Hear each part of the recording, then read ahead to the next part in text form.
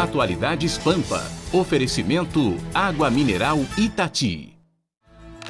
Olá, muito boa noite. Estamos iniciando mais uma edição do Atualidades Pampa, nesta quarta-feira, dia 26 de fevereiro de 2020. O carnaval ficou para trás só no calendário, porque certamente nós ainda vamos ouvir falar muito do carnaval brasileiro. Mas vamos agora conferir alguns dos assuntos que estarão nessa bancada a partir de agora. Vitorino. E o 15 de março pode se transformar no divisor de águas da política brasileira. Viradouro é a campeã do Carnaval do Rio 2020. Bolsa brasileira despenca e dólar fecha em alta. Desfile na Espanha simulando nazistas e vítimas do Holocausto causa indignação mundial.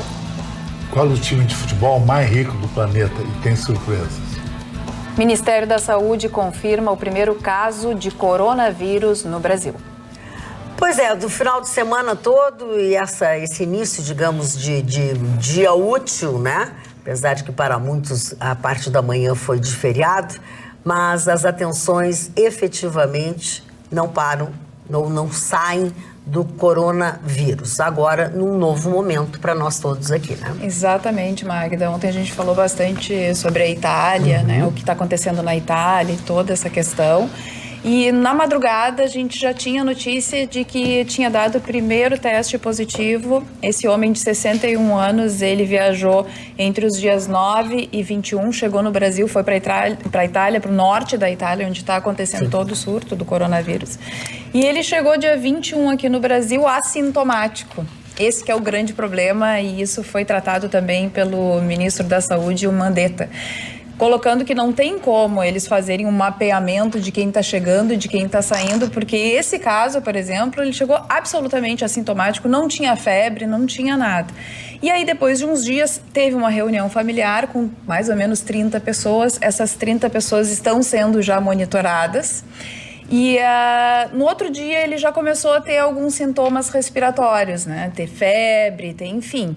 E aí procurou o hospital e lá no hospital, muito rápido foi o atendimento e eles, né, perguntaram onde é que ele estava e tudo mais, se ele tinha viajado nos últimos tempos, e ele contou que tinha vindo da Itália. Eles resolveram fazer o teste para o coronavírus, deu positivo. Aí nesta quarta-feira eles fizeram a contraprova num laboratório, que aliás foi tempo recorde, porque foi 3 horas, já teve o resultado. Então realmente esse homem de 61 anos está com coronavírus, é o primeiro caso registrado no Brasil e na América Latina. E agora eles estão fazendo um mapeamento, além das pessoas que tiveram contato com ele aqui no Brasil, também daqueles que viajaram, que estavam com ele ao lado do avião, e também 2 fileiras para frente e 2 fileiras para trás. No total são 16 passageiros que vão ser monitorados. Aí os repórteres perguntaram para o ministro, mas vão ficar em quarentena? Não vão ficar em quarentena. Não ele está inclusive como em isolamento em casa, né? Exatamente. Esse homem está em casa, apesar de ser hipertenso, estar dentro do grupo de risco, ele tem sintomas muito baixos, assim, muito leves da doença. E o ministro explicou, pior é deixar ele dentro de um hospital onde tem pessoas com uma imunidade baixa e que sim, aí sim pode se alastrar o vírus. Então, por enquanto, está tudo dentro, né, do controle. O próprio Brasil já tinha adotado algumas medidas antes mesmo de ter o vírus presente dentro do país, e essas medidas vão continuar, que é detectar a doença já no início. Um dos problemas é de que essa doença fica incubada de 0 a 14 dias e que as pessoas estão tendo os sintomas a partir do 9º dia. Então ela fica incubada muito tempo, daí já conviveram com muitas outras pessoas. Mas é como o Gustavo Vitorino disse, é um vírus que tem causado todos os sintomas de forma leve. Claro que ainda é um vírus desconhecido, né? Não se tem a vacina e tudo mais. Mas, por enquanto, o que tem causado realmente problemas são de pessoas acima de 70, 80 anos. É o que a mortalidade está dentro desse grupo. E, claro, aquelas que têm alguma coisa na saúde. Pois é, né? Dependendo de como está o teu estado de saúde, o teu, né, organismo. Porque o médico, aquele lá, o chinês, que foi efetivamente quem descobriu, né? Isso, ele era jovem, tinha 30 anos e morreu disso. Ele morreu de resfriado, né? Sim, mas é o que é. Magda, O diretor da Organização Mundial da Saúde deu uma entrevista bem esclarecedora agora à tarde, passando alguns números. E eu fiquei feliz, porque concluí pelo que ele falou que o que eu tenho dito até agora está se encaminhando para um fato inconteste. É um vírus muquirana, frágil, e que vai chegar aqui. Vai chegar aqui em Porto Alegre, vai chegar no Rio Grande do Sul, vai chegar aí na sua cidade, vai chegar em tudo que é lugar. Ele vai se esparramar como todos os vírus, as variantes dos vírus da gripe ao redor do planeta fazem. Vai chegar. Só que ele disse o seguinte, a letalidade desse vírus é inferior a 2%. Ou seja, é o vírus mais frágil dos últimos 5 vírus que apareceram. Perto do H1N1 é pinto. É pinto. O influenza, o H5N1, ele é... E disse mais, na China, que é o epicentro, os dados estatísticos mostram que ele tem uma letalidade abaixo de 1%. Ele disse que os vírus da gripe conhecidos hoje têm uma letalidade superior a ele. O que assusta é o que a Carla acabou de dizer. Ele é novidade. Sim. E tudo que é novo, quem sabe esse vírus, tá todo mundo com medo de ficar verde com as orelhas puxadas. Mas é a preocupação com o desconhecido. Mas é um vírus frágil. Para você ter uma ideia, Magda, ele sobrevive em superfície plana pouco mais de 30 minutos. O único lugar que ele sobrevive mais de 6 horas é em superfície plana metálica. Sabe essas coisas gordurosas de metrô, de banco que você pega? Põe a mão e quando... Isso. Ali ele sobrevive por aproximadamente 6 horas. Mas em superfícies planas, a vida dele é de 30 minutos. Gustavo, esse sujeito que veio da Itália, Marconi, já te passo, ele fez escala em Paris. Ele fez escala em Paris. Ele mudou de avião em Paris, ele desceu do aeroporto. Ou seja, ele já teve 2 aviões. Magda, se for para pegar, vai ter uns 50 já tossindo, espirrando. Então ele não tem essa coisa, essa gravidade. Eu acho que está assustando, repito, foi pelo que a Carla falou. Por ser novidade, falta de conhecimento. Tá todo mundo, meu Deus. Mas, gente, relaxem, vou repetir. Ele vai chegar aqui no Rio Grande do Sul, vai chegar na sua cidade. Ele dá uma gripe, mas dependendo do teu... dependendo do teu estado físico, se tu tá bem alimentado... Se você tá imunodeprimido... se tu tem alguma coisa...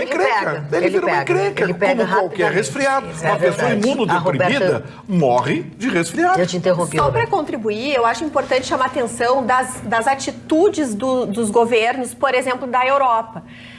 Na Itália, está um surto. Porém, em países como Reino Unido e Alemanha, que fecharam as suas fronteiras e principalmente cortaram voos imediatamente para a China e também ida e volta, eles não têm casos de coronavírus lá, né? Então, essa é uma questão importante. Vai chegar em tudo. Vai chegar nos Uzbequistão. As pessoas fazem escala, as pessoas, como disse o Vitorino, daqui a pouco não tem voo direto, mas a pessoa para em outro lugar que veio, né, de algum desses lugares. Não tem como controlar.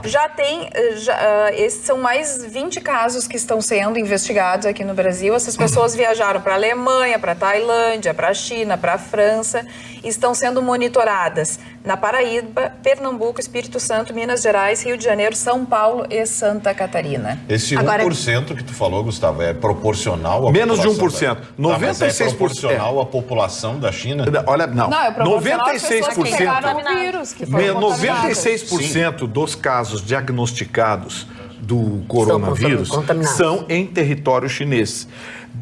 Dessas pessoas que foram diagnosticadas, desses 96% de casos diagnosticados, o índice de letalidade é inferior a 1%.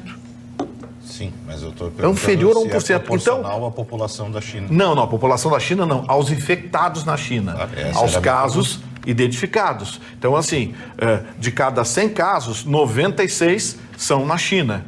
Desses 96, o índice de mortalidade é inferior a 1%. Então é um vírus muquirana.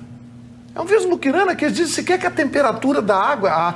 fala em água fervida. Não, água morna mata o vírus. Chicão, tu não tem nada para dizer do vírus? Eu achei que o vírus não é tão fashion. Não é tão fashion. Falo tanto do vírus. É aí, Chicão. Mas eu acho uma coisa, que esse vírus tem... Aquilo que eu falei ontem, é um vírus que tende a pegar mais no primeiro mundo que no terceiro mundo. Porque as pessoas do terceiro mundo dificilmente vão para a China. Não são executivos. Não, mas é que fazem... eles espalhado que eles não Mas não quer ir mais para a China. Na África não foi detectado. Não precisa mais ir para a Pra teres China. uma ideia, já que tu gosta de, por exemplo, marcas de luxo, por exemplo, marcas de luxo do mundo inteiro estão sofrendo drasticamente as suas economias em razão do quê? Os grandes compradores de luxo hoje nos países, de modo geral, são os chineses.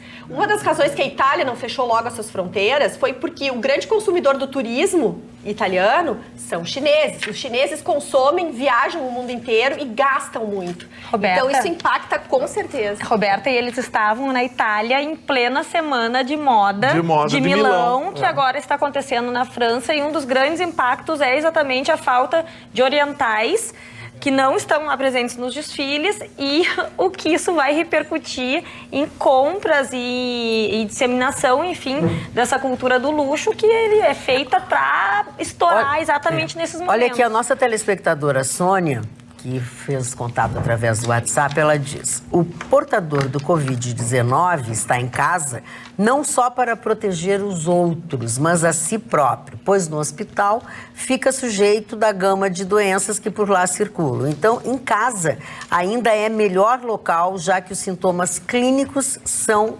leves. Esse no caso especificamente desse senhor que a Carla acabou de falar, de São Paulo. E hoje também, durante o dia, e foi também um tema de algumas perguntas dessa entrevista coletiva,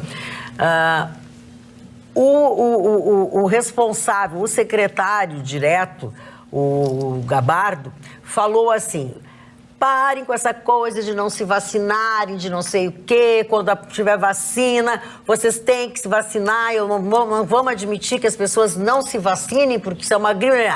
Aí sabe o que as pessoas já passaram a dizer? Ah, mas a vacina é do Covid? Não, Pedro Bó. A vacina contra a gripe, tá? Isso que ele disse, para vocês fazerem. Ah, mas quando vai chegar? Quando vai? Daqui a pouco não tem. Diz que em março, se tudo der certo, porque às vezes não dá certo as coisas de vacina aqui no Brasil, né? Mas assim, não pode deixar de fazer a vacina contra a gripe. Ponto. E outra coisa, né? Lavar as mãos com frequência, que é coisa que a gente faz muito pouco. O álcool gel Álcool gel, lavar as mãos durante um bom tempo. Não é simplesmente dar uma lavadinha com água e sabão, já é o suficiente. E outra coisa que o ministro disse é que um dos hospitais referência para tratamento da doença será o Hospital de Clínicas. Que a doutora Nadine, que é a presidente do Hospital de Clínicas, já está acompanhando tudo isso faz bastante tempo e com certeza será montado um plano de ação e tudo mais no Hospital de Clínicas de Porto Alegre. O laboratório para detecção do vírus, ele precisa passar por um treinamento, né? Os profissionais precisam passar por um treinamento e tem um grupo de reagentes, de produtos reagentes, que identificam o vírus. Tudo isso vão ser instalados, porque na verdade no Brasil hoje só tem 2 laboratórios que detectam, né? É aquele de Goiânia e agora de São Paulo. O do Einstein que foi equipado às pressas. Aqui no Rio Grande do Sul, que bom que foi anunciado. E se as pessoas têm condições, aquelas que têm condições de se alimentar e se alimentar bem, tem que se alimentar, tem que tomar uma aguinha com umas gotinhas de limão, tudo isso para evitar que você fique gripado. Uma pizza bem gorda. Com bem gorda. Hoje, posso até dizer aonde. Hoje não é na Itália. Na Itália não pode comer pizza, só pode comer pizza aqui. Hoje um laboratório anunciou, um laboratório americano, que teria conseguido fazer a vacina para o vírus e que poderia estar à disposição em abril, mas que haveria uma enorme burocracia em função daí de todos os... Pronta para teste. Exatamente, pronta para teste, mas que a partir de abril poderia estar à disposição. No entanto, como é que esses trâmites vão evoluir a tempo de suprir essa demanda global? Aí são outros 500. E o mais importante é essa vacina ganhar credibilidade da comunidade científica, comunidade médica, né? Porque eu falei aqui desde o primeiro dia, quem criar essa vacina agora vai faturar um caminhão de dinheiro. Agora, não apenas a valorização das ações dos laboratórios, mas principalmente a venda, que vai ser milionária. Falando em valorização e desvalorização, que a Roberta vai abordar daqui a pouco, a curiosidade, isso que nós estávamos falando, as ações que mais caíram nas bolsas ao redor do mundo foram das companhias aéreas. É isso mesmo. No Brasil, as ações da Gol perderam 9, alguma coisa, não lembro exatamente, Sim. e da Azul mais de 10%. O governo está recomendando que as pessoas não vão para a Itália agora, não viajem, não façam viagens internacionais. Essa altura do campeonato, eles estão pedindo que as pessoas não viajem para lugar algum. Por quê? Como disse a Carla. Esse senhor passou em um avião, passou em 2, e os que tiveram contato... E assim aí esses vai... que tiveram contato também foram também estão reproduzindo. Então, assim, se você conexões. puder esperar para fazer uma viagem, melhor. Eu vou ser realista, não quero assustar ninguém, mas não tem ar mais podrão que de avião. Claro. Para cultivo de bichinhos. É um cultivo. Eu avisei o Marconi que eu tô com alguns sintomas de gripe e tudo mais, e que ele tá do meu lado. E que eu andei viajando de avião. Então o Camargo não gostou. Na Bahia não tem nada por enquanto. Tudo bem, nem em Brasília. Não chega muito pra lá, não faz assim, não te mixa, cara. Não, você já pode estar contaminado. Você já deve estar contaminado. Eu também não estou muito bem. Você já pode estar contaminado, está passando para Estou com a minha imunidade em dia. Muito obrigado. Falando em imunidade, esse negócio o governo americano não está gostando nem um pouquinho desse troço do coronavírus, né?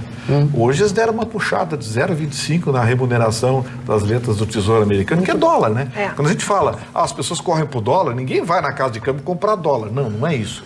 Você compra créditos em dólar, leia-se créditos, letras do Tesouro Americano. O governo americano não está nem um pouquinho feliz com essa história do coronavírus, da queda das bolsas ao redor do mundo, não. Exatamente por causa disso. Eles entendem que o maior detentor de títulos do Tesouro Americano do mundo é a China. Amiguinho, nos últimos 7 anos, 5 vírus oriundos da China. Coincidência é um negócio que incomoda. Incomoda. Mas até o primeiro laboratório americano a entregar a vacina para o mundo. Aí pronto, a economia... Mas no Tamiflu chegaram atrasados, os Kung Fu lá chegaram antes. Mas eles aprendem a lição. Dessas aprenderam a lição, eles já lançaram a área de sequência. Outra indicação que o ministro também deu é do chimarrão aqui com os gaúchos. Não, isso é um absurdo. Agora você tem que tomar chimarrão só você, na sua bomba, na sua cuia, não pode compartilhar. Posso confessar uma coisa, eu nunca gostei muito dessa história de compartilhar a bomba do chimarrão. Tá perdoando. É complicado, não é pecado. porque na verdade realmente é algo que tu compartilha com pessoas, ainda culturalmente, com pessoas que muitas vezes tu nunca viu. Você não conhece, é verdade. E, enfim, o risco de contaminação. Mas é por isso que chimarrão coisa. tu tem que tomar numa roda de amigos. Verificação todo mundo limpinho. Amigos. Com água eu não gosto de chimarrão. Água quente, claro. 70 graus. Senão ela tá... Pedrão da escola do chimarrão, 70 graus. Chimarrão de estar conversando, compartilhando. É uma roda, né? Tu sempre faz uma roda. O momento é lindo, mas realmente tem essa coisa do compartilhamento. E eles disseram que o vírus, por ser frágil, o álcool mata. Vai ter gente trocando chimarrão por cachaça. Não, eu, por exemplo, tô imune. Eu passei 4 dias na conserva. Passei 4 dias, 4 noites na conserva. Nada vai me pegar. Olha o que perguntou a Neuza Rocha. A Magda tá vacinada nos próximos 90 dias. facebook.com/atualidadespampa. Oi, existe vacina contra atualidades? Porque esse vírus se aloja e não tem jeito de sair. Beijocas a todos. Olha aqui, eu estava falando sobre alimentação, né? E aí diz que a pessoa tem que, nesse processo de proteção, tudo começa na comida, já que o intestino representa 90% em um processo imune. Por isso é necessário cuidar da qualidade dos alimentos que colocamos na nossa mesa e manter em equilíbrio as emoções e pensamentos. Nossa. Sabe por quê? Porque se tu tá depressivo, se tu... É verdade, a verdade. É que o Marconi fez a posição dele. Mentira, não. Ele fez. A gente viu, né, Gustavo? É muito fácil, é só ver, depois eu vejo. E aí a pessoa fala aqui, evitar alimentos industrializados e fontes de carboidratos simples. Açúcar refinado, açúcares industrializados, sucos industrializados. Nesse sentido, alguns alimentos são indispensáveis. Aí tem umas coisas que a gente não gosta, né? Mas tem inhame, rabanete, nabo, couve, brócolis e vegetais. Isso aí Nunca mais. O sujeito come isso, não beija na boca de ninguém, nunca mais. Mas não é pra beijar na boca, é pra não ficar gripado. Aí não transmite. Por isso que não transmite. Não consegue beijar, ninguém beija. Não transmite.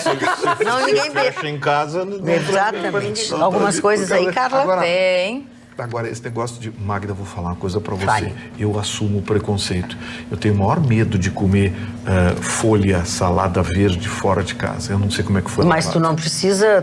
isso aí não sei é... como é que foi Eu lavado. tive uma professora de Pilates, menina de 20 e poucos anos, que ninguém sabe porque sim, ninguém sabe porque não. Ela comia fora muito.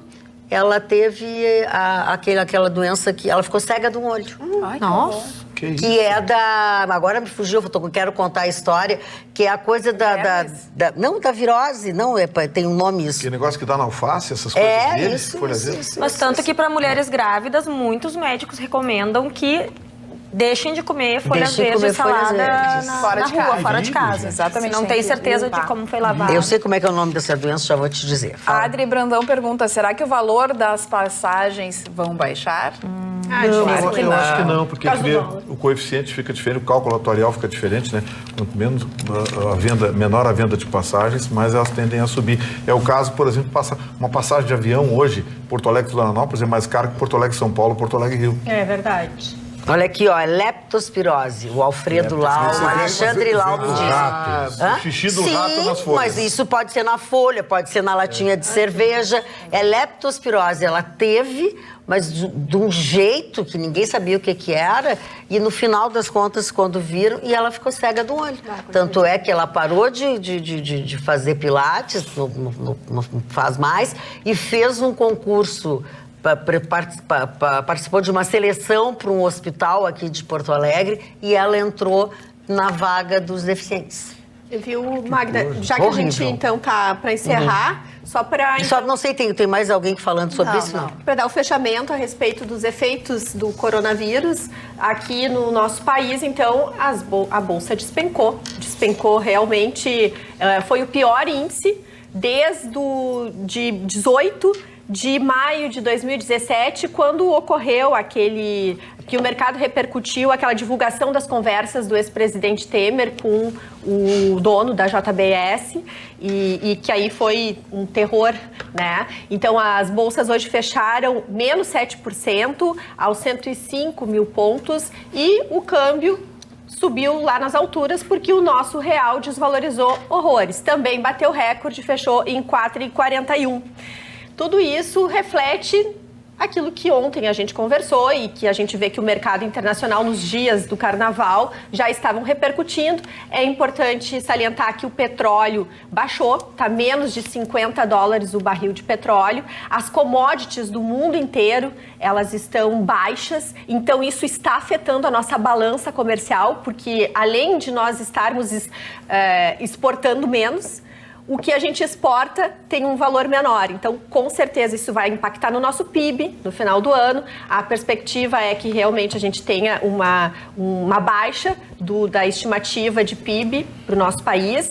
Mas, ao mesmo tempo, essas coisas podem acontecer de modo que a gente vai ter uma melhor posição após o terceiro trimestre desse ano para a gente identificar melhor como que fica, né, Magda? Eu quero falar sobre uma coisa também muito, algo bem importante, tanto quanto isso que a Roberta está falando. Eu quero falar sobre o Dr. Elísio, que tem experiência de mais de 30 anos com implantes dentários, proporcionando assim maior segurança, e ele já realizou mais de 30 mil implantes com muito sucesso.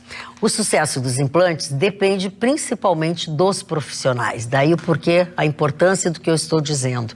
Por esse motivo, a Clínica Odontológica Dr. Elísio Marques da Silva vem cada vez mais investindo na capacitação daqueles profissionais que lhe atendem, visando atender cada vez melhor seus pacientes. Os critérios e os protocolos de atendimento utilizados pela Clínica Odontológica Dr. Elísio Marques da Silva são de referência internacional.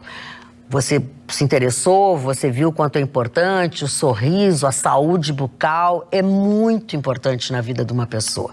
Nós sugerimos a você que marque uma consulta. O telefone é o 3204-3204. Por quê? Porque acreditamos que mais que criar sorrisos, a ideia é restaurar a sua confiança, a autoconfiança e a confiança no profissional com quem você trabalha. Nesse momento, o que eu trago no final? Um forte abraço do Dr. Sorriso, Carla. Aqui no nosso Facebook, os telespectadores estão dizendo que acreditam que seja toxoplasmose, não toxoplasmose.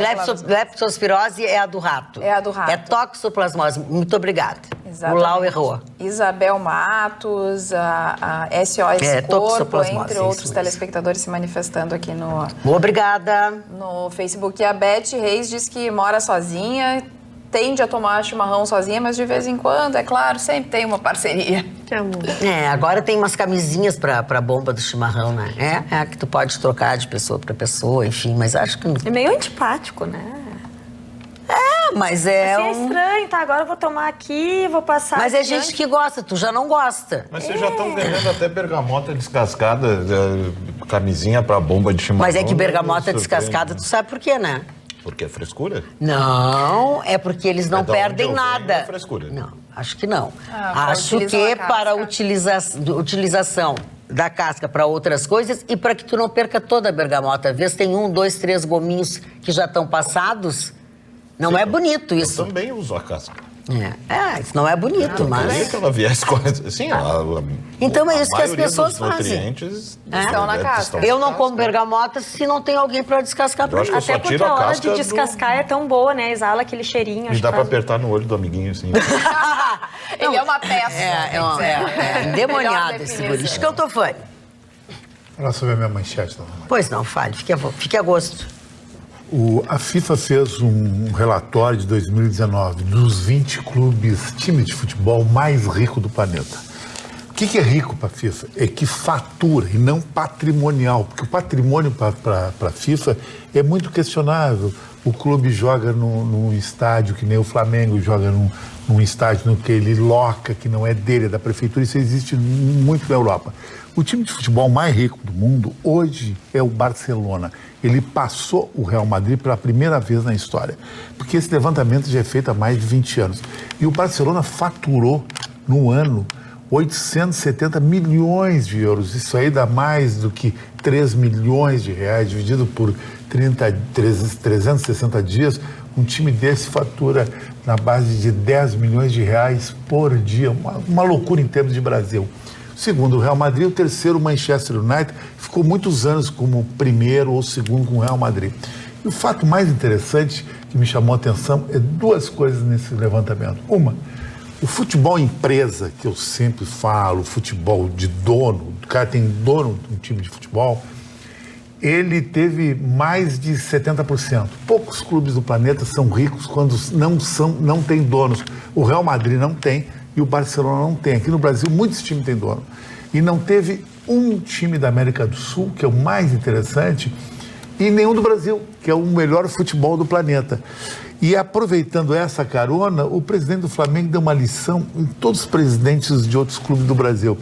Após o jogo de amanhã, ele vai viajar para a Europa, vai ficar quase um mês lá com os presidentes de Real Madrid e Barcelona, para tentar saber a expertise de ganhar mais dinheiro em futebol. E também trocar parcerias com esses clubes. Eu acho isso aí um passo adiante na frente dos outros times aqui no Brasil que tem aquele estilo cartolagem. E falando em Real Madrid perdeu nas oitavas de finais da Champions League por outro milionário, o City de Manchester United. Quer dizer, a cidade de Manchester, que tem um time também, Manchester United. Que horror isso. Como horror? Eu achei. O quê? Essas coisas. Que coisa mais esquisita. O futebol? Mas todo mundo gosta de futebol. Eu sei, não, mas eu tô dizendo essas coisas esquisitas que acontecem no mundo do futebol. Tá mudando, é que o mundo do futebol tá mudando, é outro. Exatamente. Se o Grêmio Internacional não se ligar em ter um dono, daqui 10 anos eles vão ser time de Série B.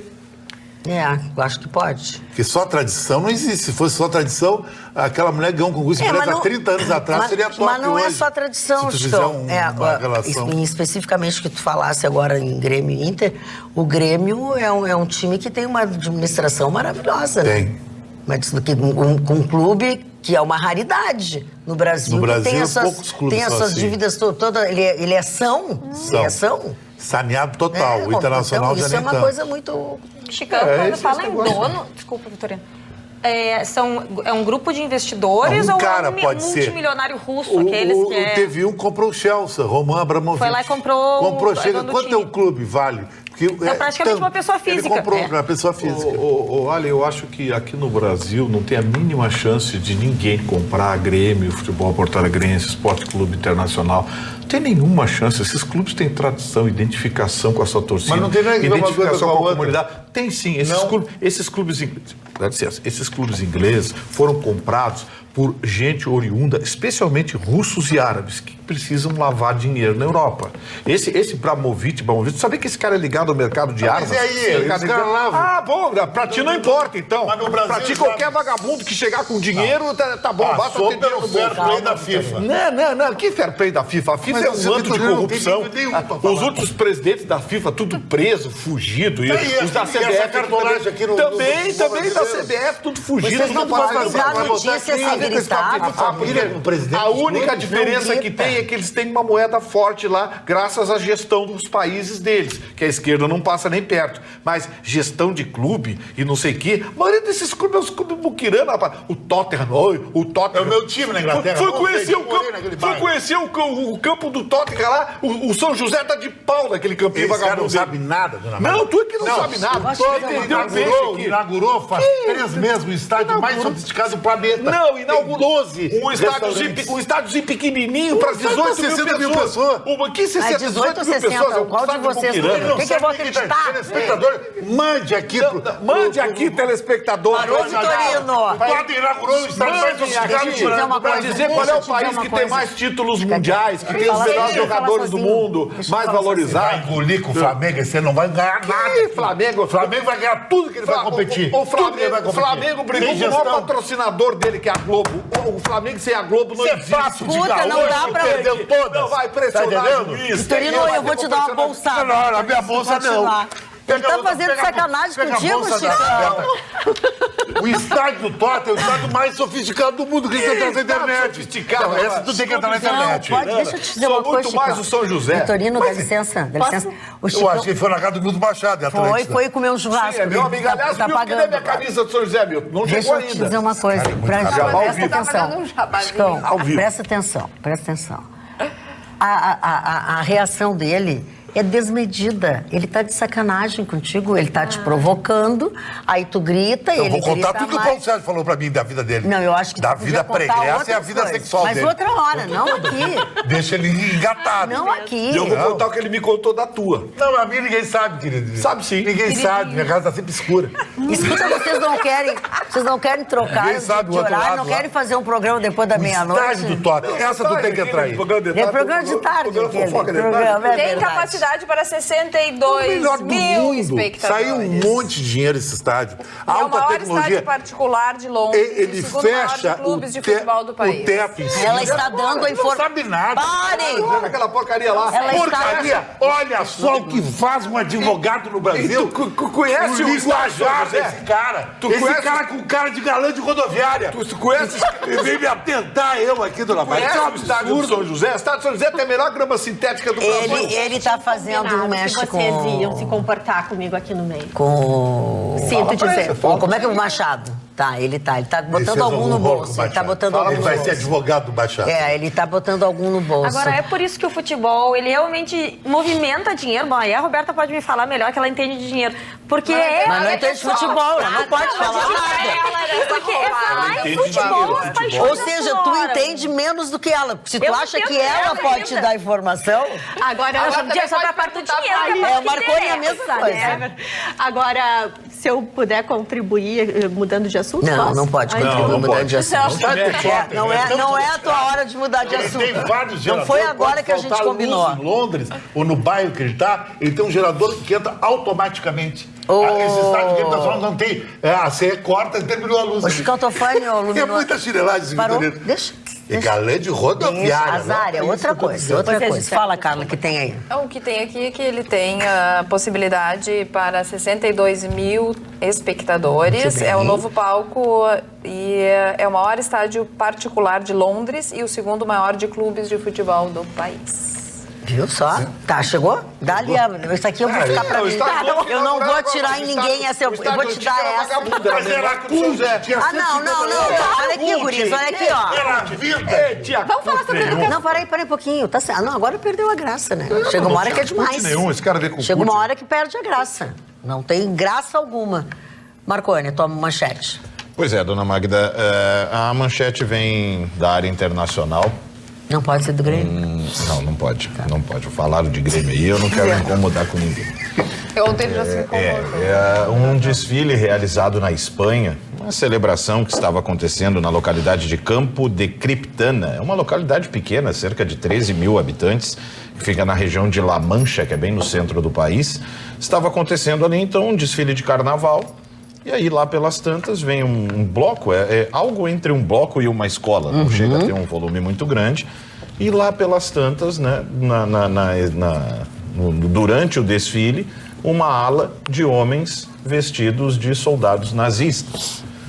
E dançando e brincando ao som de uma música disco, né, eles ainda utilizaram um teor desse, usando armas de brinquedo, posando, fazendo cenas, e aí logo atrás um grupo de pessoas simulando aí as vítimas do Holocausto, usando aqueles pijamas, exatamente. Que isso? E aí, como era de se esperar, obviamente, né, a repercussão extremamente negativa, o mundo inteiro reagiu, na verdade.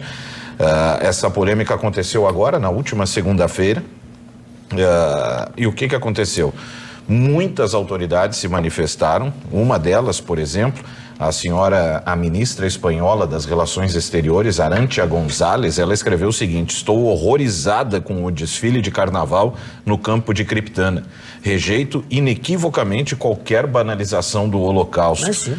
Ontem à noite, a Embaixada de Israel na Espanha, na figura de Rodica Radian Gordon, manifestou então a sua repulsa e total rejeição à infame banalização do Holocausto que aconteceu no Carnaval de Campo, de Campo de Criptana, que considera aí então uma afronta à memória das vítimas e uma intolerável manifestação de antissemitismo, porque só a figura, só a imagem do desfile por si só já era revoltante. E o tom de brincadeira, sabe, de oba-oba, de musiquinhas tocando. Que isso, gente.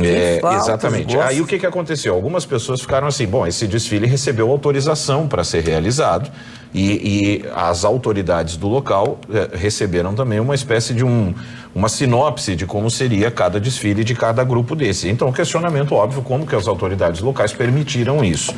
O conselho da cidade de Campo de Criptana disse que a permissão foi concedida sob o entendimento de que iria honrar os mortos no Holocausto. E aí o prefeito da cidade disse: compartilhamos as críticas que foram expressas. E aí eu não gostei muito do tom da frase que ele usou, porque ele disse assim: se o objetivo era comemorar as vítimas, é óbvio que a tentativa ficou aquém. Mas o termo comemorar também... Não tem nada a comemorar, é lamentável. Talvez honrar. Repudiar, repudiar. Lembrar, eu até respeitar, respeitar. Não tinha que ter saído de jeito algum. Mas de qualquer forma ele criticou o evento, criticou o desfile também, e a Associação Cultural El Chaparral, que é a trupe de carnaval que realizou esse desfile, se manifestou também, reconhece que errou, né? Disse, mas assim, reconhece que errou, mas mais ou menos. Usou aquele recurso de não me interpretaram muito bem, né? Pediu desculpa, mas sem achar que estava tão errado assim. O fato é que agora, né, autoridades do mundo todo se manifestaram, né? Contrárias, é óbvio. Nem se fala, de Israel nem se fala, né? Mas outros países também, até de outras religiões, característicos também de outras doutrinas, se manifestaram negativamente. E me chamou a atenção essa coisa porque todas as manchetes que eu vi sobre isso era com desfile polêmico. O que é essa ânsia de criar polêmica? Será que esse pessoal não percebe que quando tudo é polêmica, nada mais é polêmica? É aquilo que a gente disse várias vezes. E a Roberta está falando uma coisa que procede. É crime. Sem falar nisso. Ânsia de chamar a atenção. É uma coisa de vamos mas fazer. Mas é o problema das pessoas e a falta de respeito. O Holocausto não é tema para festa, claro que para não. comemoração.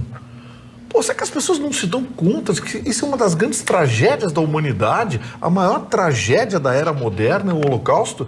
Aí o cara mete um tema desse num ambiente que deve ser alegre de carnaval. Isso é o que mais revoltou. Sabe, um negócio... Porque aí parece deboche, aí lembra deboche. Aí é deboche, aí é mais caro. Ganha um ar, perde o ar da inoportunidade, ganha o ar do deboche, da ironia. Principalmente na ala que veio com essa simulação das vítimas do Holocausto. As dos soldados, com as roupas, com as coisas. Porque você tem aquela simbologia do pijama listrado, tem inclusive o filme, o menino do pijama listrado, que é um soco no peito para quem assistir aquilo. Então tem uma carga visual ali, uma semiótica ali, e aí você olha essas pessoas sambando, tocando instrumento, vai além do deboche. Trazendo isso pro carnaval brasileiro, você viu que a Mangueira tomou um pau, né? Ficou em 6º lugar porque ainda carregaram nas costas algumas notinhas que eu não vi nada de carnaval. Essa, o que aconteceu com a Mangueira? Eu acho que a manchete da área. Não, a minha é quanto a Viradouro que ganhou. Então podemos falar das outras. Bem mais neutro, mas a Mangueira realmente... A Mangueira pegou pesado, misturou religião, botou Jesus Cristo. Tão óbvio, vamos bater no Bolsonaro. Tá, mas ela fez só um pouquinho, gente.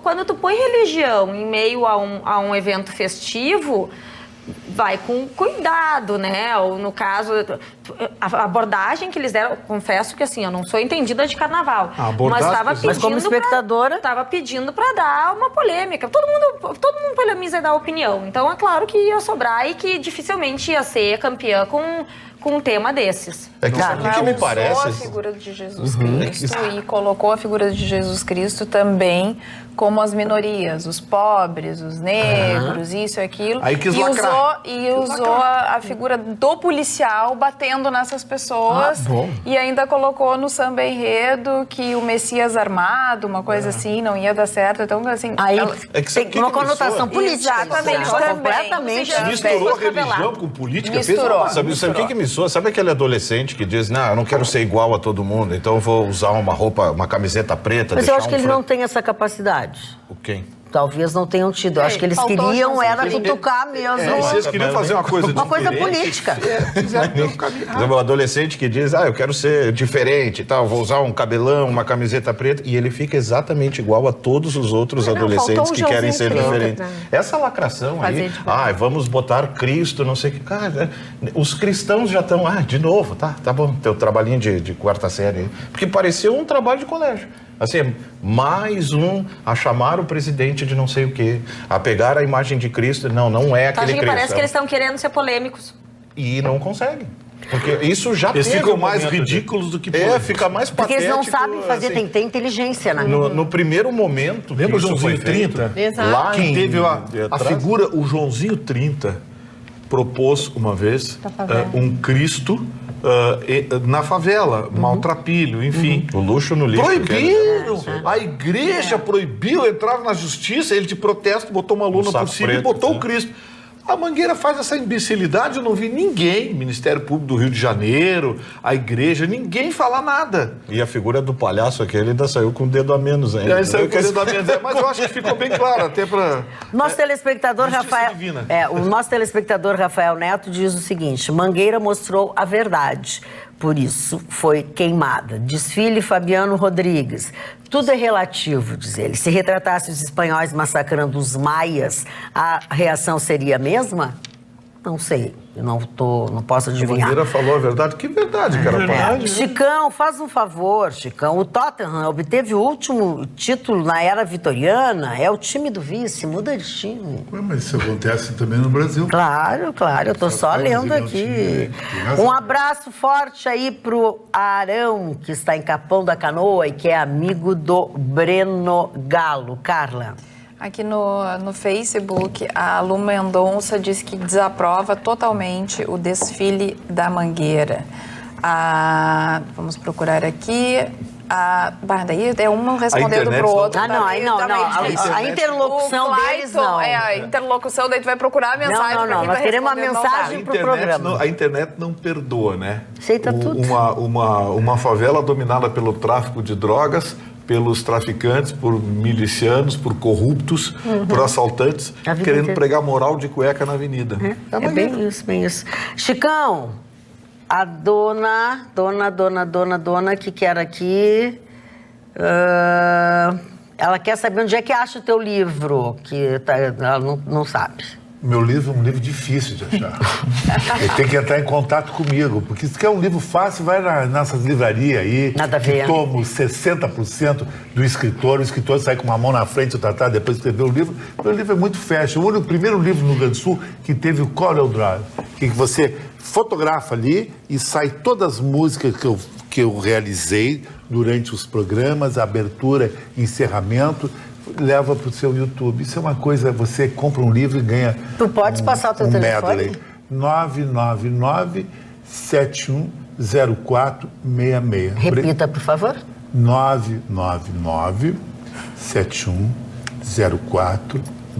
Esse é um telefone que eu digo que eu tenho esse número desde 1993. Naquela época era alugado os aparelhos.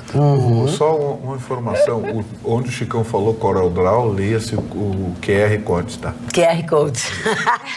É a mesma Não é, meu amor. Não, ele quer pegar no meu não diz isso. Eu vou falar da viagem dele no carnaval. O Paulo Sérgio me autorizou. A direção me autorizou. Não acredito. Chicão, é que assim, ó, cá entre nós, assim, caiu uma coisinha aqui. Ele tem toda a razão, é QR Code. Corel Draw é uma coisa bem diferente. É diferente. Ele vai querer dizer que Corel Draw é um sistema que tem em computador, exatamente. Mas é usado também o mesmo nome. Ele quer me pegar. Tá. Ele Não, eu tô querendo te ajudar, mas tu não quer. Tu não quer ser ajudado. Vamos falar da vencedora. Então, na verdade, foi a colega. Alguém quer falar? Óbvio, né? Não? A Viradouro foi a grande vencedora, segunda vez que ganha o título. E o tema foi Viradouro de Alma Lavada. Um tema muito bonito, aliás.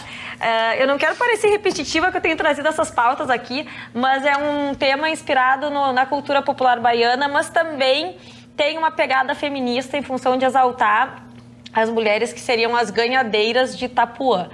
As ganhadeiras de Itapuã é um grupo formado em 2004 que traz referências históricas e tem o objetivo de rememorar um grupo de baianas que no final do século XIX e no início do século XX se reuniam para lavar a roupa, ganhar um dinheiro com isso e depois preparar pescados, fazer uma série de serviços, a partir daí poder sustentar a sua família. E enquanto elas faziam isso na beira do rio, elas cantavam e traziam toda a cultura musical e as histórias, a memória verbal, oral da cultura baiana. Então tem uma história muito bonita por trás e ela impactou demais na Avenida com aquela primeiro bloco ali, como é que é? Ala, Então você não entendo de carnaval, coisa maravilhosa. Mas eu acho daí interessante quando a gente não entende e vê e os olhos brilham, porque realmente eu olhei aquilo e disse, nossa, um tanque com 8.000 litros de água potável, mineral, aliás, eles tiveram que botar carro-bomba para deixar a água mais cristalina possível. E tinha uma atleta da seleção brasileira de nado sincronizado, Ana Júlia, que fazia, às vezes, de uma sereia. Então, ficava embaixo da água por 1 minuto, subia. Visualmente, foi muito lindo. As baianas distribuíram cocadas.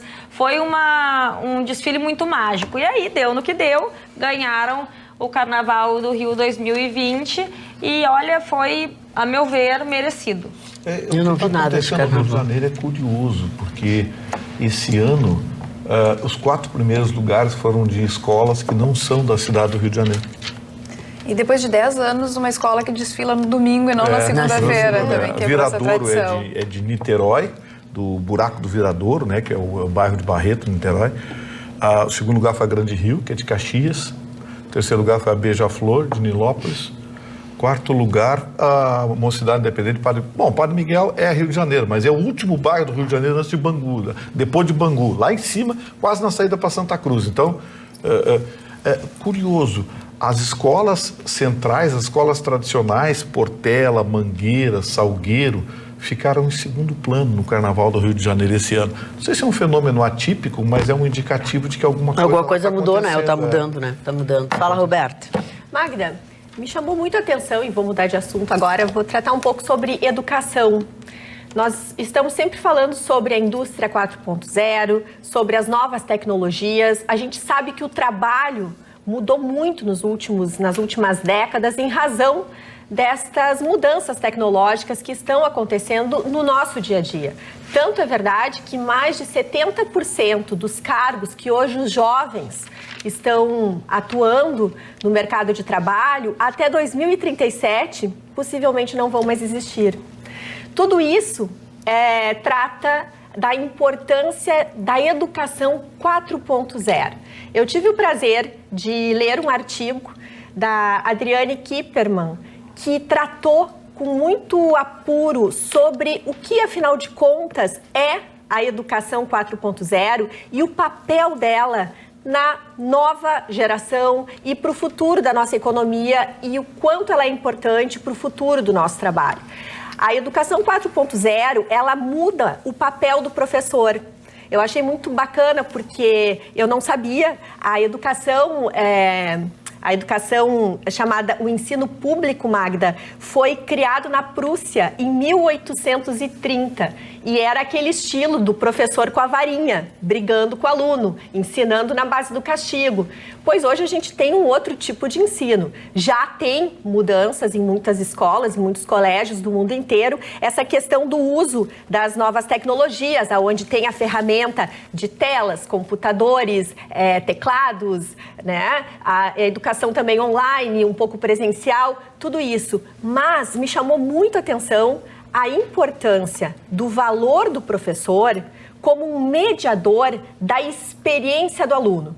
Porque quando a gente pensa no futuro, como é que a gente vai preparar os nossos filhos, as nossas crianças, essa geração toda que está chegando do mercado de trabalho, para uma realidade que nós ainda não conhecemos? Como a gente ia imaginar que o Uber ia existir há 10 anos atrás? Quando a gente ia imaginar que o celular ia existir há 20 anos atrás? Somos pessoas aí, muita gente que assistia vídeo pelo videocassete, CD. Essa geração não sabe o que é isso. Então as mudanças estão vindo muito rápidas e como a gente prepara esse aluno?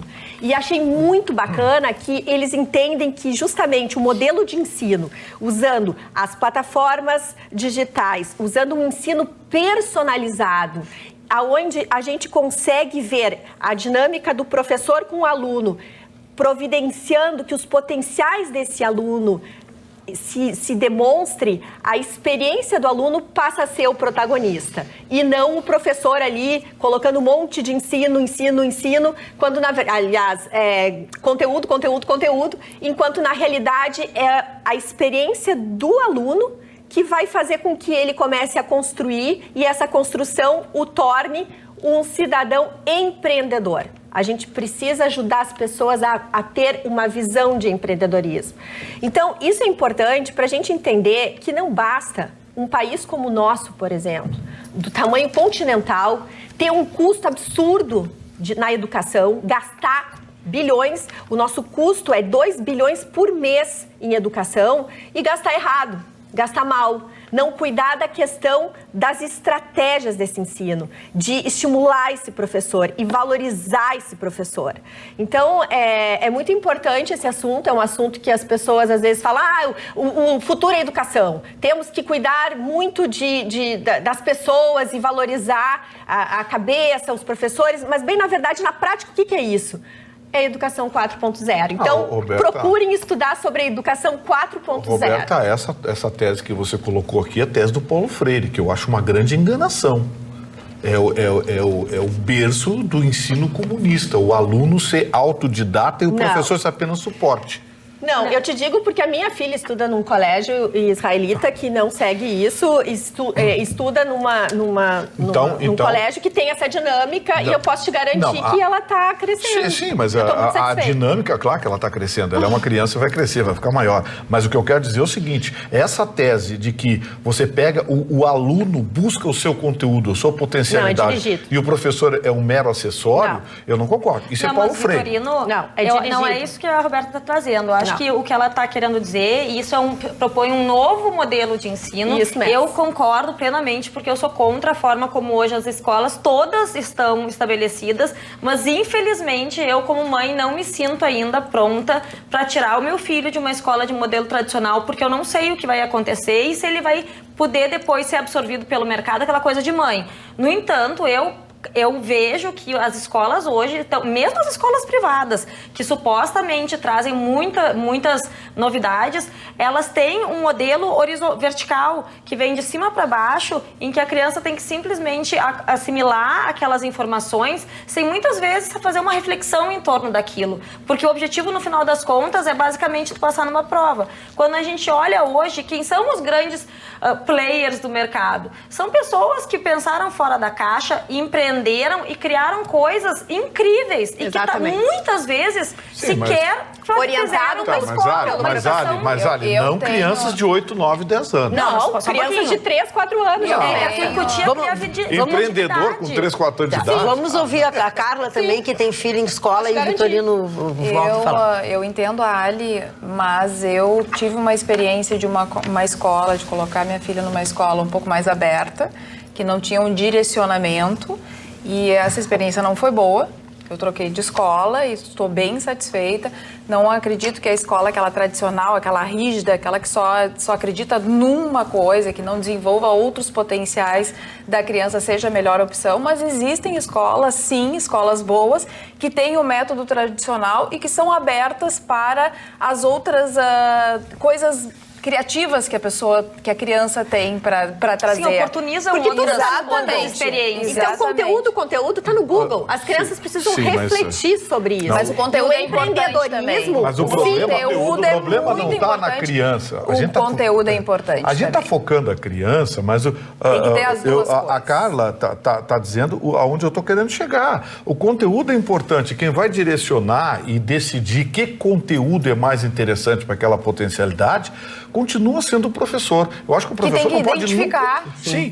Há mais de 10 anos atrás, quando a professora Ieda Cruz era governadora do estado, está me fugindo o nome, a secretária de Educação... Yara Wortmann? Eu acho que era. Morena de cabelo curto? Isso, ela participou do meu programa na Rádio Pampa. Ela disse uma frase que eu nunca mais esqueci, que é o seguinte: o ensino, ele ganhou um contorno muito curioso, porque você pega caneta e papel, dá para um menino e pede para ele fazer a raiz quadrada, calcular a raiz quadrada de um número de 6 dígitos. Um menino de 13, 14 anos não sabe fazer isso. Aí você diz assim, pô, mas esse guri é muito burro. Não, ele não é burro, porque esse mesmo garoto vai para casa, escreve linha de comando para aplicativo de computador. Então, o que ela quis dizer é o seguinte, é que o saber, a inteligência mudou de lugar. O professor é quem vai perceber isso e orientar. Mas é isso que eu disse. Estimular as habilidades da pessoa. O aluno, ele vai mostrar. Sim, mas o que eu quero dizer é que o professor... uma educação direcionada a isso. Mas o professor continua sendo, na minha opinião, o foco principal. Ele tem que entender as potencialidades de cada aluno. Mas é claro, se responsabiliza. Ele vai perceber e vai orientar. Eu estou um pouco confuso Mas com agora. Conteúdo também, gente. Conteúdo faz parte. Porque eu tenho 44 anos de idade e a minha escolaridade toda, isso sempre foi feito. Eu estudei em colégio estadual, aqui no Colégio Duque de Caxias, os professores faziam isso. Estudei no Colégio Assunção, no Colégio Cruzeiro do Sul, e sempre foi feito isso. Na verdade, tem de novo nisso? Bom professor tem de novo que hoje em dia tu chega numa sala de aula e tu pode utilizar tablets, tu pode utilizar computadores, tu pode conversar com esse professor e construir junto com esse professor, quando que antes as crianças estudavam, era o professor na frente, tá? E trazendo um monte de conteúdo que ele pensava, bom, eu tenho que decorar isso. Hoje em dia ele não decora, hoje em dia ele pensa sobre isso. Ele raciocina e o professor convida. Pra fazer naquela época sim, também. sim. Mas hoje a gente tem uma tecnologia maior para fazer isso. Falando em conhecer, eu quero perguntar para você. Você ainda não conhece a Centerótica? Então, venha, vá, conheça.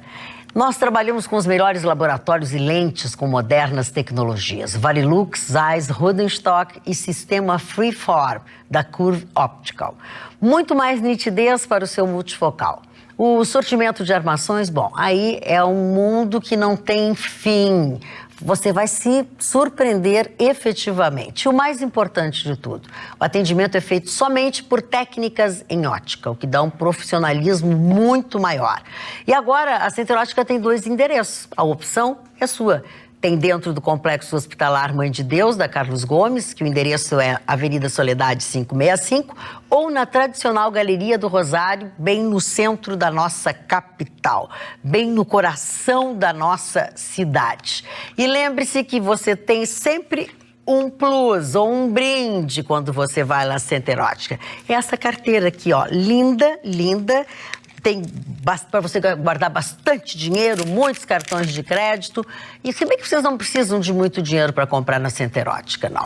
A Center Ótica tem condições de pagamentos maravilhosas, preços maravilhosos, o que você não vai se arrepender. Lembrando que Center Ótica é a minha e pode ser a sua ótica também. Deixa eu queria fazer uma pergunta para o Marconi, posso? Marconi, quantas vezes na tua vida tu usou a fórmula de Bhaskara ou o quadrado da hipotenusa? Mas é isso que eu tô falando. No vestibular. Aí que tá, então... entendeu? Você usou. Tá, mas o que tem? Porque alguns dias atrás eu fiz uma brincadeira aqui, eu digo até hoje, eu tenho 64 anos, até hoje nunca soube para que ser o quadrado da hipotenusa e a fórmula de Bhaskara. E aí eu recebi uma mensagem de uma professora aqui me chamando a atenção, disse, você usou sim, você usou para passar no vestibular. E esses meninos também vão precisar usar para passar no vestibular. Assim, conhecimento para mim é sempre muito bem-vindo, assim, eu posso não utilizar, mas eu adoro saber. Mas vocês não e é o acham que faria desenvolvimento mais do sentido a escola, sim, ela oportunizar uma série de conhecimentos e de opções, e ao longo da trajetória dessa criança, ela vai se direcionando conforme aquilo que ela tem maiores habilidades, pelo que claramente ela se revela a fazer. Ali, e não necessariamente teria que passar por um não é exatamente isso. É o seguinte, eu vou tentar exemplificar. Por exemplo, nós precisamos... Eu fiz isso, a minha vida escolar foi mas tu fez diferente, Marconi. Mas é que não a gente fale junto, senão assim. não entende nada. Rafa, vocês querem que seja eu quero assim dizer ou não, o seguinte, vamos supor, tá? Todos nós aqui teríamos que saber sobre este copo, sobre o vidro. Cada qual vai aprender sobre o vidro à sua maneira. O professor vai orientar o aluno e vai identificar e vai conhecer esse aluno de perto. E vai fazer com que ele aprenda sobre o vidro de maneiras diferentes numa mesma sala de aula. O objetivo é, o aluno tem que terminar o ano entendendo do vidro.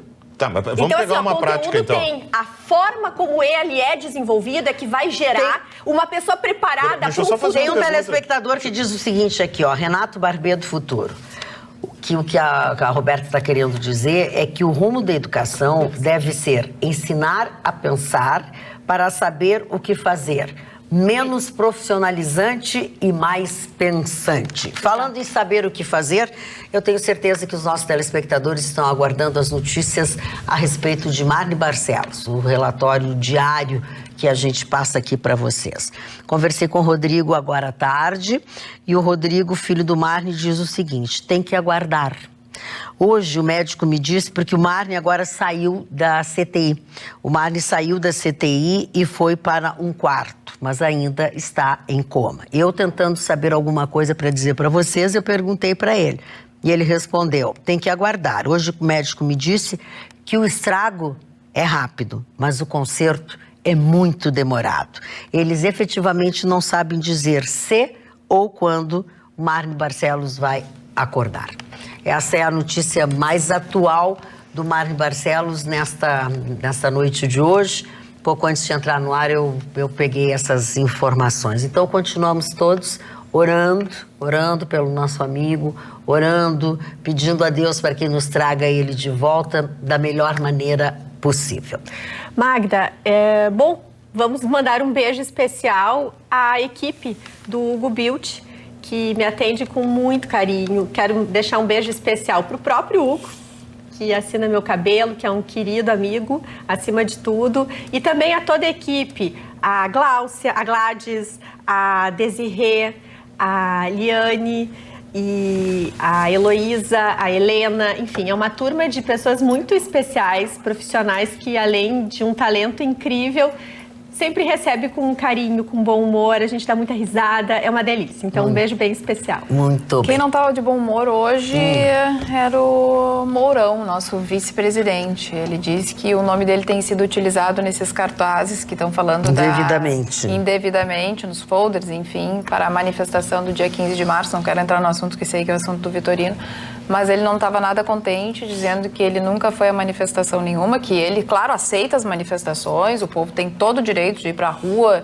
e fazer a manifestação, mas que a sua imagem não deveria estar sendo utilizada nesses folders. É uma posição que o Mourão tem, porque o Mourão é morde e assopra, né?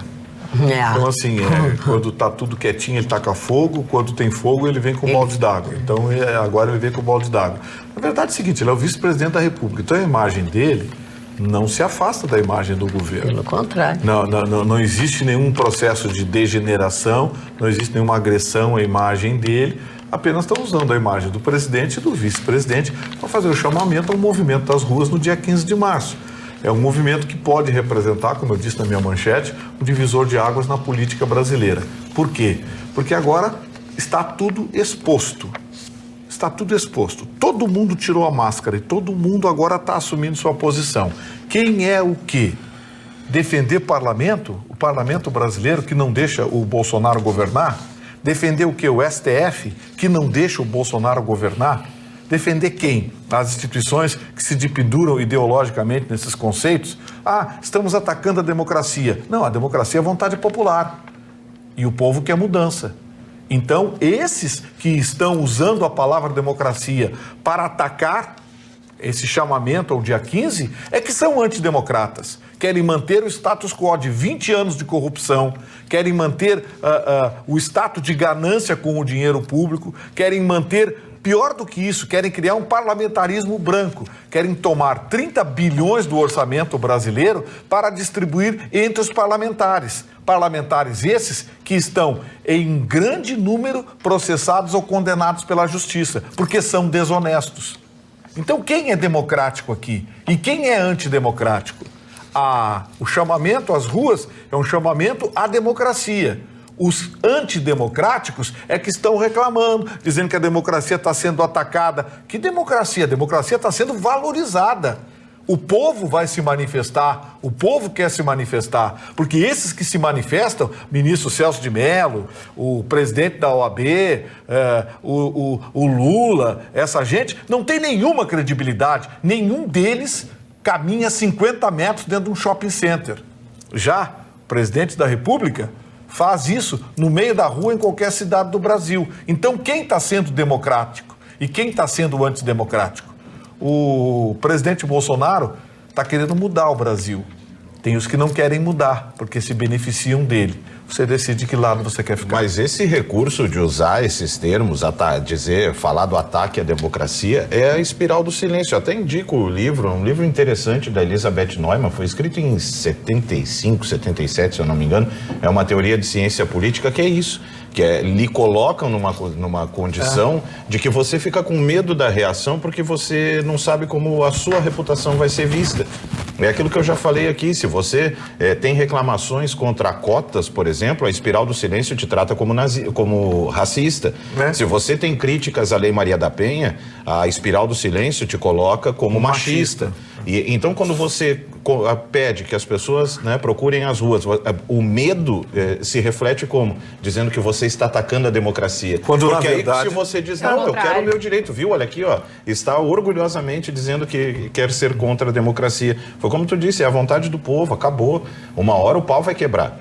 Eu não acredito muito na população brasileira, mas eu sei que até mesmo o mais hiena de todos os povos é capaz de reagir. Que é aquilo que eu já comentei aqui. Tem a teoria que diz que todo submisso é um dominador em potencial. Tu nunca sabe qual vai ser o próximo tapa na cara que ele vai aguentar quieto e não vai o sangue subir. Por mais hiena que eu acredite, eu por enquanto ainda acredito que o povo brasileiro e infelizmente tenho que me incluir nesse grupo, porque sozinho eu não sou trouxa, sozinho eu não vou, né? Mas se o pau quebrar, a gente tá junto. E tá chegando a hora.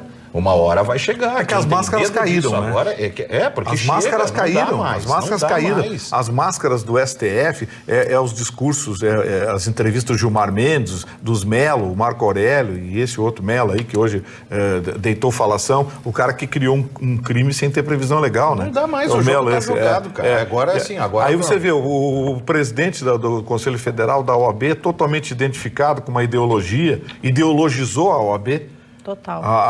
Com vergonha que eu admito, a minha instituição, que já foi a segunda instituição mais respeitada do Brasil, só ficava, em termos de conceito popular, atrás das Forças Armadas, hoje ela é achincalhada na internet por conta desse presidente do Conselho Federal que transformou a nossa instituição num apêndice político.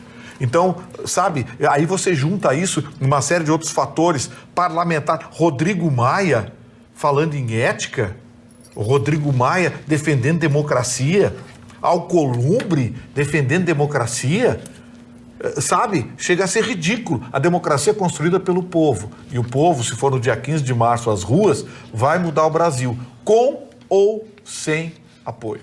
Agora, Magda, o presidente Bolsonaro replicou na sua rede de amigos de WhatsApp um vídeo falando sobre a manifestação do dia 15 e foi realmente muito criticado pelo presidente do Senado, pelo presidente da Câmara, pelo ministro Mello do STF, dizendo que ele não poderia ter feito isso. Ele disse que fez isso entre amigos particulares, que não colocou nas suas mídias sociais, como Facebook, Instagram e Twitter, que realmente ele tem muitos seguidores.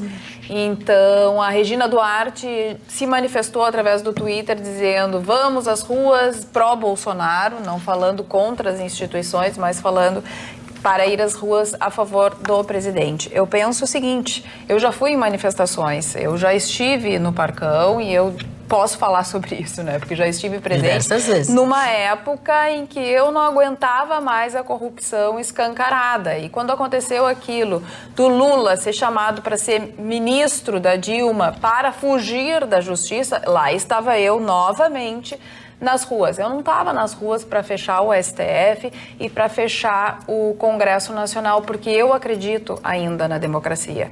Eu fico triste que as coisas, que as instituições estão sendo confundidas com as pessoas. A gente, claro, pode falar mal do Rodrigo Maia, a gente pode falar mal do Alcolumbre, a gente pode falar mal de quase todos os parlamentares. Mas enquanto as instituições se respeitarem e elas existirem, ainda vai existir a democracia. E eu sou a favor da democracia. Então, ir para a rua e reclamar do presidente do Senado, que não coloca em votação, reclamar do presidente da Câmara, reclamar de um ou outro parlamentar que não está fazendo o seu papel e pressionar o Congresso para que vote as medidas que precisam ser votadas, eu sou absolutamente a favor. Agora, eu não sou a favor do fechamento de STF e do Congresso Nacional. Mas em momento algum foi falado isso. Não, espera só um pouquinho, Vitorino. Em momento algum foi falado isso. Não, mas as pessoas estão confundindo. A gente sabe muito bem que dentro das nossas próprias redes sociais, a gente toca nesse assunto, as pessoas estão dizendo fechamento, coloca uma bomba, que foi exatamente isso também que o filho do presidente falou. Então, eu quero deixar minha posição bem clara aqui. Eu sou a favor da democracia, eu não gosto dos representantes das instituições, mas acredito que as instituições são fundamentais para o nosso país. Deixa só o Chico pedir para falar. Posição, começando uma analogia da onde eu vim, minha família, Toscana. Sandro Botticelli, que foi um dos grandes mestres do Renascimento, quando ele retratou o inferno, ele retratou o Brasil agora. Era um turbilhão de pessoas se agarrando em ideias que não existem mais. Esse STF e esse Congresso tem que ser fechado, porque isso aí não é democracia, isso é abuso de poder. Onde o roubo virou democracia? Democracia é uma coisa, é uma liturgia do cargo, quando falo muito nessa bancada, de uma coisa que não existe hoje. Existe nos países nórdicos, países de 10 milhões de pessoas, 250 milhões de pessoas, uma democracia. Esse presidente do Senado e o Rodrigo Maia, no Congresso, não estão nem aí para o 15 de março, essa pressão não existe, porque tu não sustenta uma pressão muito tempo, nem aqui, nem no Irã, nada. Tem que tirar essa gente do sistema. Mas a Dilma caiu. Mas tem que tirar. Não, mas caiu por os meios democráticos, papapá, um impeachment de uma pessoa. Vai ter fazer um congresso, votar. Concorda ou não, Marconi? Isso aí, Botticelli falava do caos, é o inferno. Tu viu as imagens que eu vi do Ceará? Sim. A polícia que é feita para cuidar de nós, ela passando uma faca no pneu dos carros para não deixar o outro policial trabalhar. O que aconteceu isso? 170 pessoas morreram desde que começou aquela barbaridade. Isso aí é o caos, é o inferno. Assim, pegando o exemplo citado aqui do Eduardo Bolsonaro, o que aconteceu? A Vera Magalhães, ela optou aí por, entre aspas, largar o jornalismo e militar, né? Ela foi buscar aí um vídeo no passado do Bolsonaro, em que ele dizia, se caísse uma bomba no parlamento, pode ter certeza haveria festa no Brasil. Ela retuitou isso, e o Eduardo Bolsonaro comprou. Ele não sugeriu absolutamente nada. O que ele perguntou foi o seguinte: se houvesse uma bomba H no Congresso, você realmente acha que o povo choraria? Não ia chorar, ia fazer festa. Exato. E por que ele perguntou isso? Por causa do vídeo retuitado, né? Do jeito que as notícias saíram, parece que o Eduardo foi a público hoje sugerir uma bomba no Congresso. Não é assim. Mas Marconi... Peraí, deixa vamos chegar lá. Agora ouvir. Sobre a questão do fechar ou não, é assim, eu sou a favor da democracia. Democracia é a vontade do povo. Sou a favor até que ela se mostre como já não mais funcionando. Por exemplo, as instituições... Democracia é a vontade do povo sendo representado por um Congresso. Por povo. Exatamente. Não, pelo povo.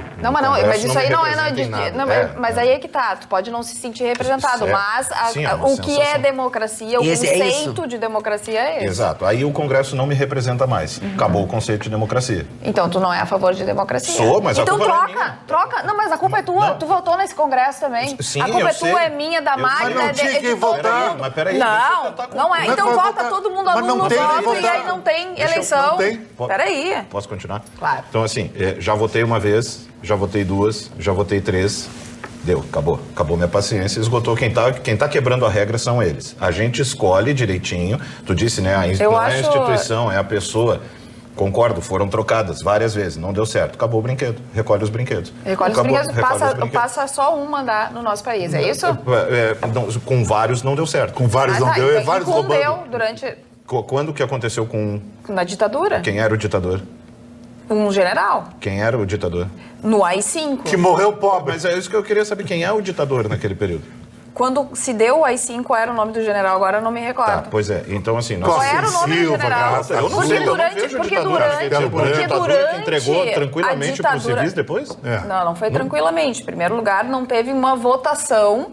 Mas que todo o povo foi entregue aos civis, escolhido pelos próprios generais. E durante a ditadura tiveram 500 mil mortes. É óbvio que a gente tem... 300? Não.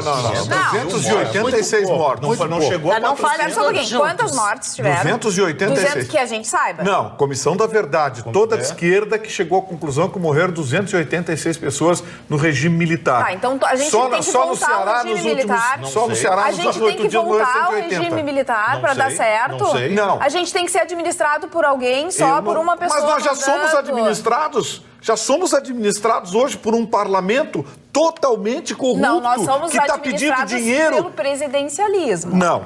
O presidente não está mandando. Ele está há 1 ano no poder e não consegue. Por exemplo, ele extinguiu o DPVAT, quem trouxe de volta?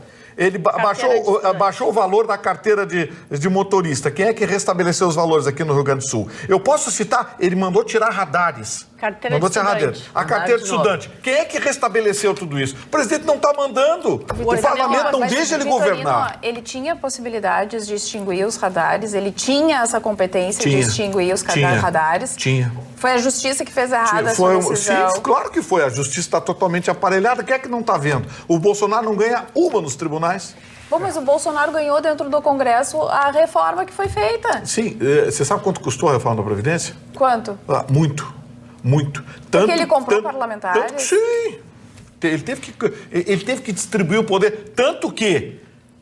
tão logo terminou o negócio da reforma da Previdência, ele mandou o PSL catar coquinho, porque dentro do próprio partido dele foram dentro do gabinete pressionar o presidente, pedir cargo. Porque eles não pedem dinheiro, né? Chega lá, eu quero 100 mil. Não. Eles querem cargo para que... Para transformar aí na grana. Então, assim, tanto que passou a reforma da Previdência, o Bolsonaro escancarou o PSL. Olha, o partido que... tá aqui, ó. Esse partido aqui, ó. E a gente tá vendo aí. O dono do PSL é um dos caras do DPVAT. Por exemplo, o manifesto. Eu também tive no Parcão. Também tive nas manifestações. E em várias delas é aquilo, né? Pegando aqui as palavras da Carla. É assim, nós temos que ir lá e pedir, forçar para que o Rodrigo Maia vote. Assim, do fundo, com o meu máximo respeito e do fundo da tua sinceridade, tu acha que o Rodrigo Maia olha e diz assim, olha lá, o Vandy Cleison está pedindo para que eu vote. Mas quando terminar aqui, ele vai para casa. Amanhã ele vai seguir o caminho dele. Você acha que eu vou estar dando bola para que o Vandy Cleison vai... Tu acha que eu tô nem aí para o que estão pedindo para eu votar? Tu acha de verdade que há uma... Eu acho de verdade que é uma manifestação, mas uma manifestação contundente da população mexe com as pessoas dentro do Congresso Nacional, porque essas pessoas vão ser votadas na próxima eleição, porque através do voto é que se faz uma democracia. Agora, o povo não pode ser burro de esquecer que Rodrigo Maia fez tudo o que fez, que é o Columbre fez tudo o que fez. É que ele não tem bonzinho nisso. Não tem, gente. Na última eleição, e outra que eu quero só para concluir, dizer para o Gustavo Vitorino que eu acredito que o presidente Bolsonaro, que tuitou que a democracia nunca esteve tão vigente no nosso país, porque ele conseguiu, através da democracia, das suas formas, e não comprando pessoas, como o Gustavo falou, eu não acredito que ele tenha comprado pessoas, ele escancarou, ele colocou para a população quem está junto e quem não está junto, as pessoas se sentem pressionadas com isso, conseguiu aprovar a reforma da Previdência, que ninguém tinha conseguido até o momento aprovar a reforma da Previdência, e com relação ao PSL, ele escancarou também o que acontece dentro dos partidos, tanto é que agora ele está sem partido, né? O que as pessoas querem dentro dos partidos que querem dinheiro, e só retornando que foi falado que a fila para conseguir cargos era no gabinete do Flávio Bolsonaro e não do presidente. Essa foi a notícia que foi dada através do próprio Queiroz em uma gravação que vazou. Então, eu acredito no presidente, eu acredito que o presidente está fazendo certo, eu acredito que o presidente está colocando para o Brasil quem são os parlamentares, mas acredito também que ele tem que continuar sendo presidente dentro do presidencialismo e que ele precisa das instituições para governar. Agora, eu espero que nós não votemos nas mesmas pessoas na próxima eleição, ou que a gente vote em pânico, o que ele quer dia 15 de março é exatamente isso, mandar um recado pro Congresso, claro. Mas é isso que eu estou dizendo, então estamos concordando no final de tudo isso. Sim, mas a ideia, e dia 15 de março... Silva, não é I5.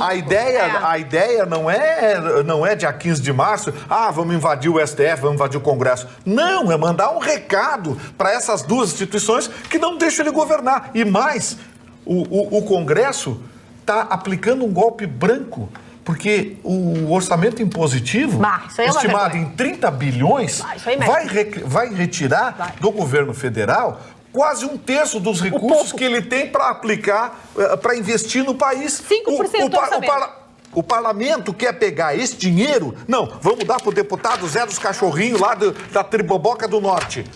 Aí o deputado, é meu essa grana, eu vou ter 100 milhões aqui, vou criar um pontilhão na minha cidade lá que vai custar R$1.500 e o resto é propina. É isso que o Bolsonaro está alertando, é isso que ele está dizendo. O Alcolumbre e o Rodrigo Maia estão se reunindo para derrubar o veto do Bolsonaro ao orçamento impositivo, no valor de 30 bilhões de reais. Só que ninguém noticia isso. Sabe o que vai acontecer? Nós noticiamos. No máximo vai enxugar e vai ser aprovado por 22 e eles vão comemorar, olha que vitória, reduzimos de 30 bilhões para 22, como foi de 3 e pouco para 2. Mas Marconi, se a gente for só pessimista assim, a gente não vai a lugar nenhum. Nós temos que ser otimistas, que dia 15 vai ter manifestação e que o parlamento vai acusar o golpe. Não, eu não sou pessimista, eu trouxe um retrato do que aconteceu. A gente se indignou com 3 bilhões e meio. Foi uma vitória para nós. O que aconteceu? Foi aprovado 2,800. Sim, mas vamos tentar nessa agora manter o veto do presidente da República a essa barbaridade. Tem que ser coisa pontual, tem que ir com pautas assim, não é a pauta, não, é uma pauta pontual. Eles têm que ter medo de alguma coisa, veto. Cara. Eles têm que ter medo da população. É sacanagem que o Congresso está fazendo. Quando não é o Congresso, é os tribunais superiores, o STF particularmente. Nesse momento da reflexão deles, eles têm que olhar, ou a gente faz, ou... Só que eles não têm ou. Ou a gente faz... Esse é o problema. Ou o que vai acontecer? Então, o que vai acontecer? Eles vão fazer o quê? Vamos criar o ou dia 15. Mas isso eu sou a favor. Vamos criar o ou dia 15. Isso eu sou a favor. Beleza, vamos para a manifestação, tranquilo, numa boa. Até que seja necessário tomar uma atitude. Se ficar claro que não deu, que não adianta mais ficar de reclaminho, pintar a carazinha de um lado, vamos, isso chega, aí hashtag... manifestação de manifestação de foto pro Instagram.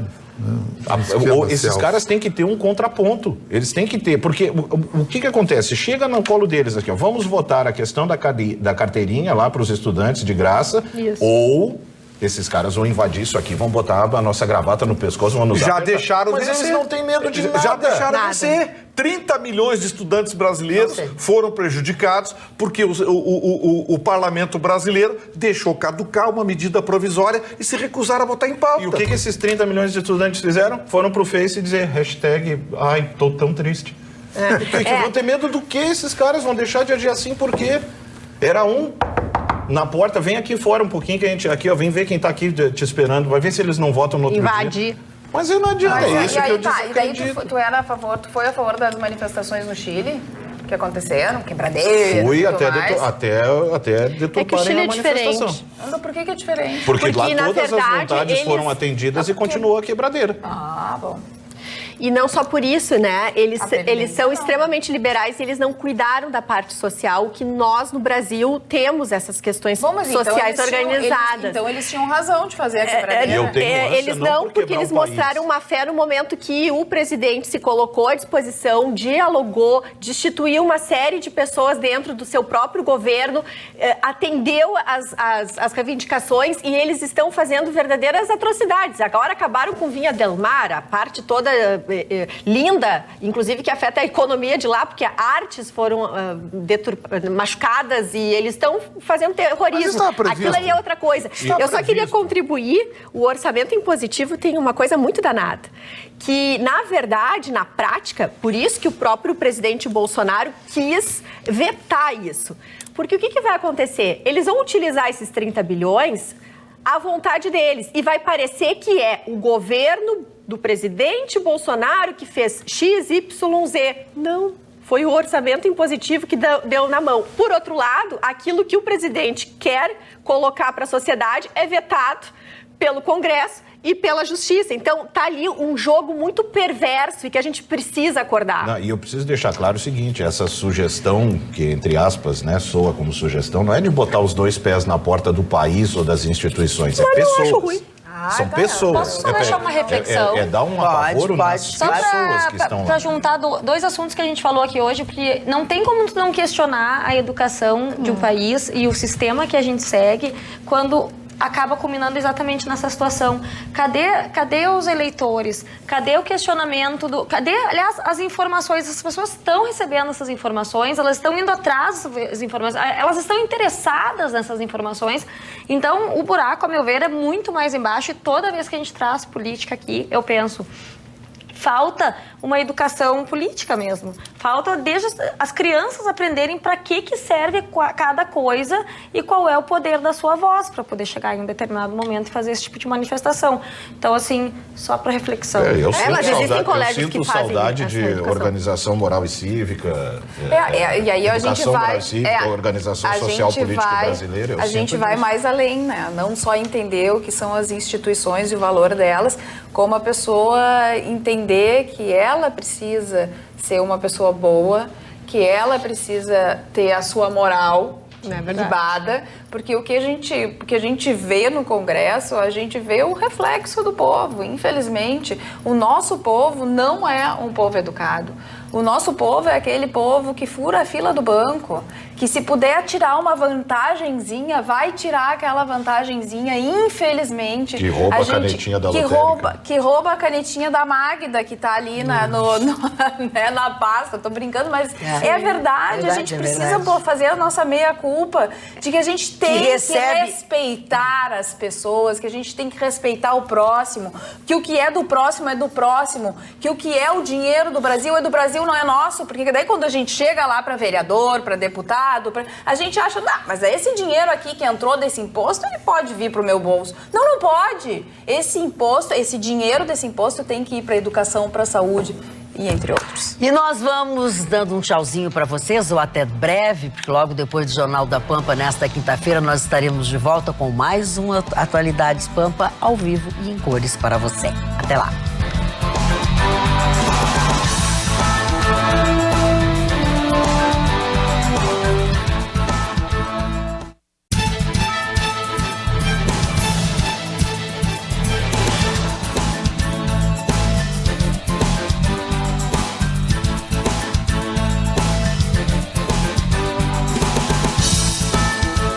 Atualidades Pampa. Oferecimento Água Mineral Itati.